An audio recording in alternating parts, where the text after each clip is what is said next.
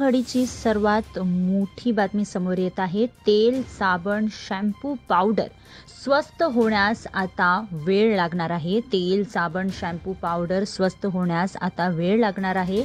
नवीन GST लागू झाल्यानंतर देखील आता त्वरित त्याचा लाभ आपल्याला मिळणार नाही आहे. 22 सप्टेंबर पासून देशभरात नवीन जीएसटी प्रणाली लागू होणार असून आता याचनुसार 12% आणि 28% कर श्रेणी रद्द करून केवळ 5% व 18% कर स्लॅब आता राहणार आहेत आणि त्यामुळेच आता दैनंदिन वापरातील वस्तू जसे की तेल, साबण, शॅम्पू आणि पावडर स्वस्त होतील अशी अपेक्षा देखील व्यक्त केली जात आहे. मात्र नवीन कर प्रणाली लागू झाल्यानंतरही ग्राहकांना याचा त्वरित फायदा मिळणार नाही आहे, कारण सध्या मार्केटमध्ये जुना अधिक MRP असलेला मोठ्या आधी तो स्टॉक संपवणार आणि त्यानंतरच नवीन दरांची उत्पादने बाजारात पोहोचायला काही आठवडे लागू शकतात.